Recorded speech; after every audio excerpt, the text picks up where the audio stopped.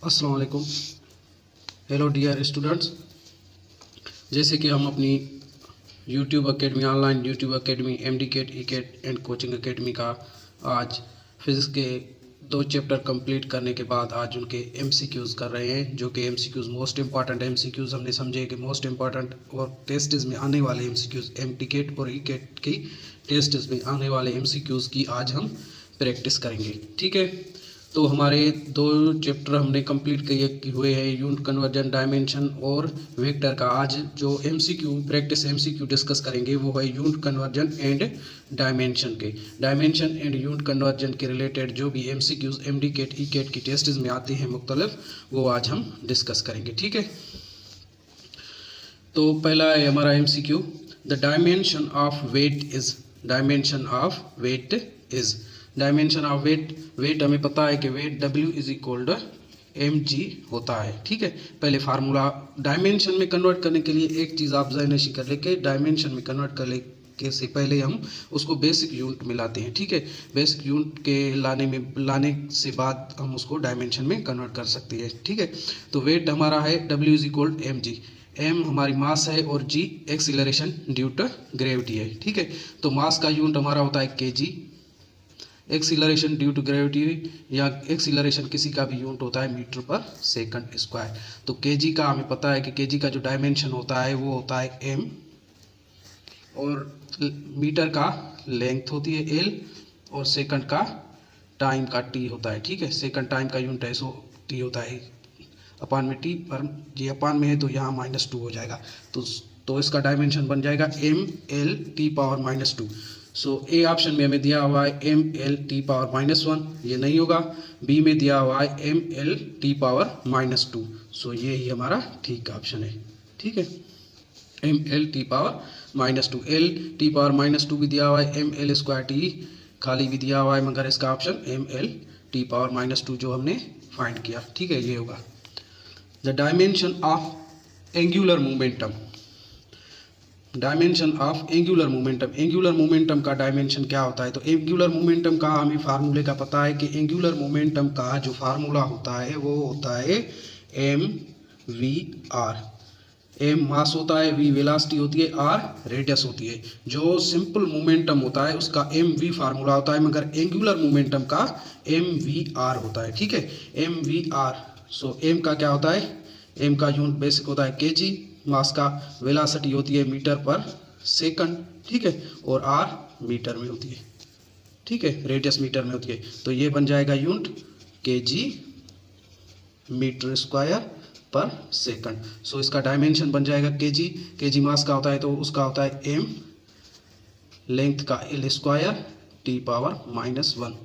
सो अब इसके ऑप्शन दिए हुए, पहला ही ऑप्शन दिया हुआ है a ml² t⁻⁻1, ये ही हमारा ऑप्शन होगा। ठीक है, ये ही करेक्ट ऑप्शन है, ml² t⁻⁻1। दूसरे भी ऑप्शन दिए हुए ml t⁻⁻2, ml t⁻⁻1, D में ml² t दिया हुआ है, मगर करेक्ट ऑप्शन हमने फाइंड किया है कि ml² t⁻⁻1 आ रहा है, इसको ये इसका ए होगा। ठीक है, और तीसरा जो हमारा MCQ है SI unit of angular displacement. Displacement का हमें पता है कि SI यूनिट मीटर होता है डिस्प्लेसमेंट का। ठीक है, मगर एंगुलर डिस्प्लेसमेंट का यूनिट जो है, एंगुलर डिस्प्लेसमेंट हम थीटा के साथ शो करते हैं, थीटा के साथ। ठीक है, तो एंगुलर डिस्प्लेसमेंट का जो यूनिट होता है वो मीटर नहीं होता, फिट भी नहीं होता। फिट भी जो है वो FPS सिस्टम में डिस्प्लेसमेंट का ही होता है, तो इसका रेडियन होता है, रेडियन। ठीक है, याद कर लें कि इसका रेडियन होता है। सेंटीमीटर भी हमारा CGS सिस्टम में डिस्प्लेसमेंट का, सिंपल डिस्प्लेसमेंट, लीनियर डिस्प्लेसमेंट का होता है, मगर एंगुलर डिस्प्लेसमेंट का याद कर लें कि वो रेडियन होता है। ठीक है, ये मोस्ट इंपॉर्टेंट MCQ हम डिस्कस कर रहे हैं, ये आप थोड़े गौर से सुन लें। ठीक है,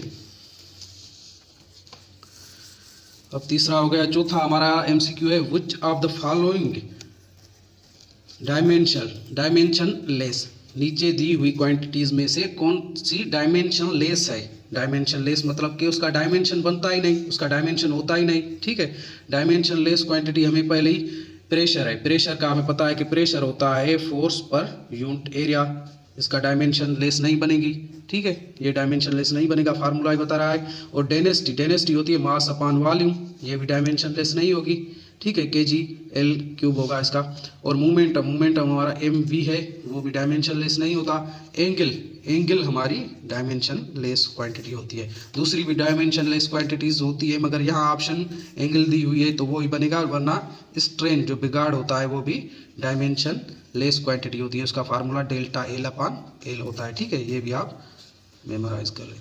स्ट्रेन का फार्मूला डेल्टा L/L कैंसिल हो जाती है, और ये भी डायमेंशन लेस क्वांटिटी होती है। यहाँ हमारी एंगल बनेगी, एंगल जो है वो डायमेंशन लेस क्वांटिटी होती है। ठीक है, पांचवा जो हमारा एमसीक्यू है वो है the dimension of 1/280² is that of acceleration, velocity, length, time.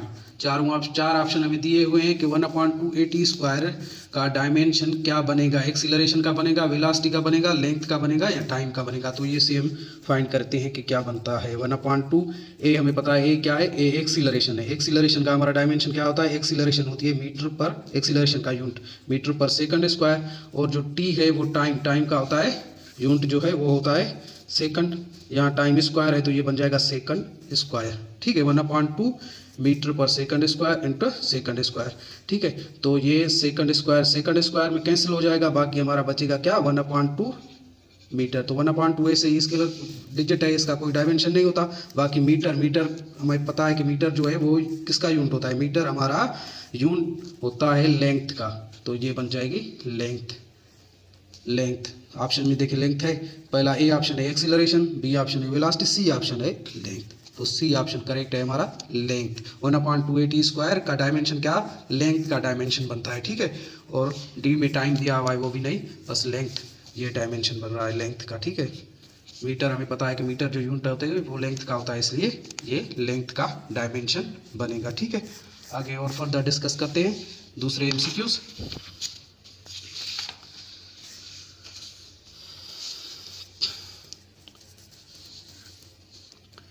अब जो छठा एमसीक्यू है, इसके हवाले से यूनिट कन्वर्जन एंड डायमेंशन के इंपॉर्टेंट एमसीक्यूज हम डिस्कस कर रहे हैं। उसका छठा एमसीक्यू जो है वो है the correct relation between 1 kilowatt our and joule is.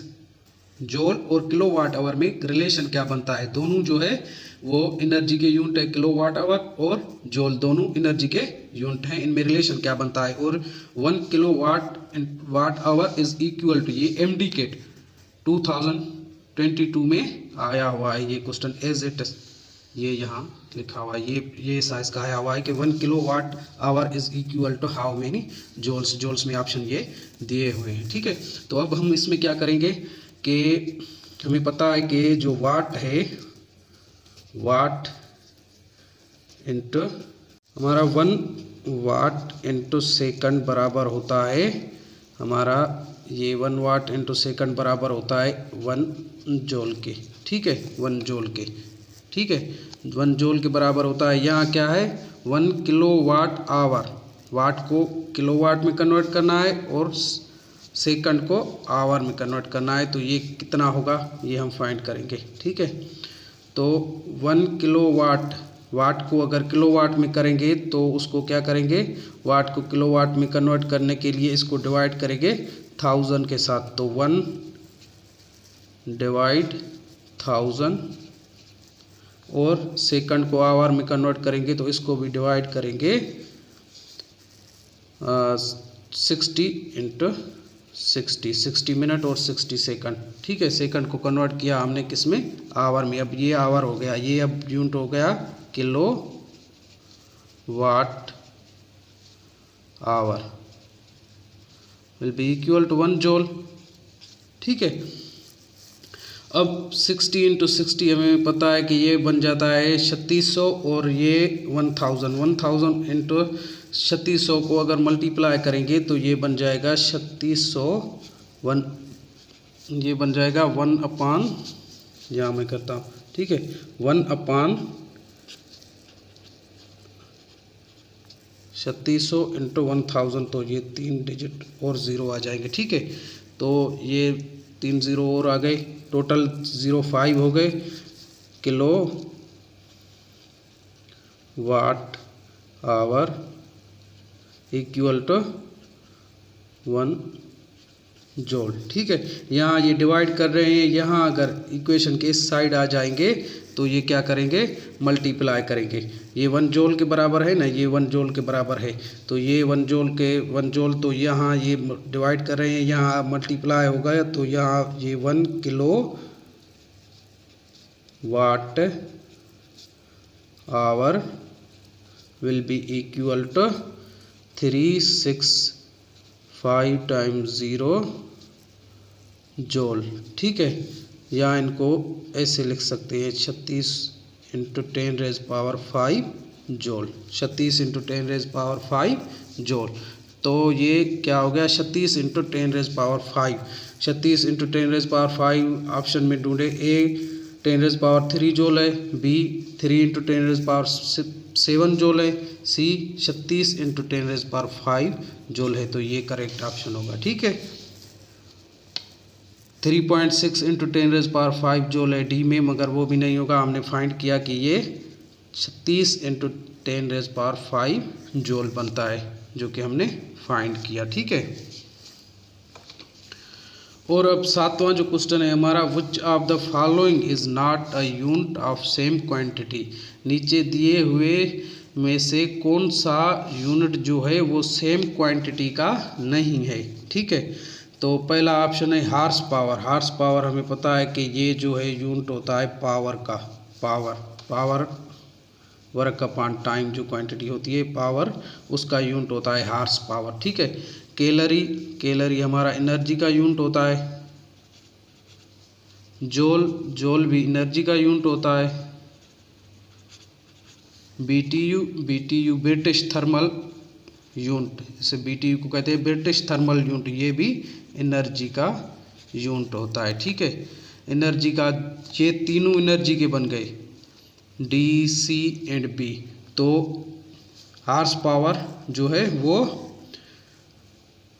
Power का है, तो ये इनमें से अलग यूनिट है। तो ये यहाँ क्या कर रहा है, which of the following is not a unit of same quantity. Same quantity का कौन सा यूनिट नहीं है, तो ये बनेगा horse power. Horse power power का यूनिट है, बाकी तीनों जो है वो एनर्जी के यूनिट है। ठीक है, अब 8वां क्वेश्चन जो है हमारा वो है, light year is the unit of, light year is the unit of distance, light, time, pressure. 4 option दिए हुए।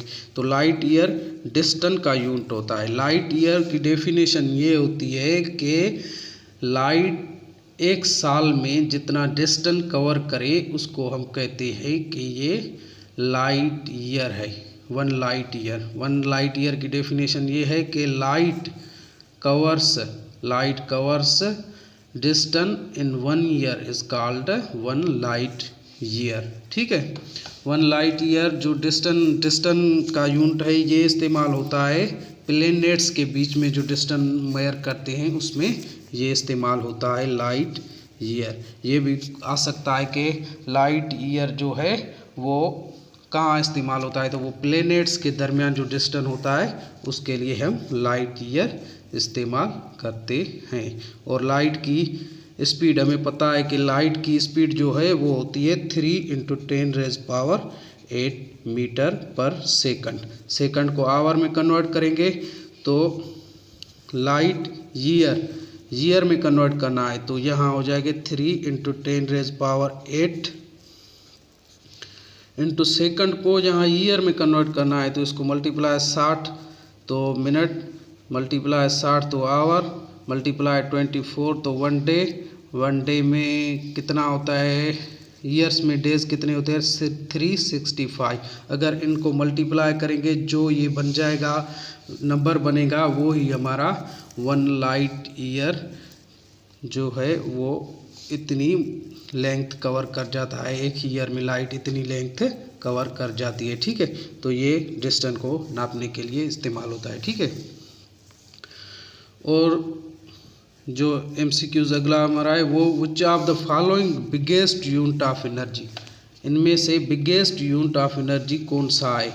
ऑप्शन दिए हुए हैं, joule, माइक्रोजूल, electron volt, BTU। Joule जो है एनर्जी का यूनिट है। ठीक है, जूल बन गया। माइक्रोजूल जूल से छोटा होता है यूनिट, बड़ा नहीं छोटा होता है, 10⁻⁻⁴ 6 microjoule in 1 joule. 1 joule is equal to 10⁻6 microjoule. और इलेक्ट्रॉन वोल्ट जो है वो 1 इलेक्ट्रॉन वोल्ट जो है वो इक्वल होता है हमारा 1.602 into 10⁻⁻19 joule. 1 EV electron volt equal to 1.602 into 10⁻⁻19 joule.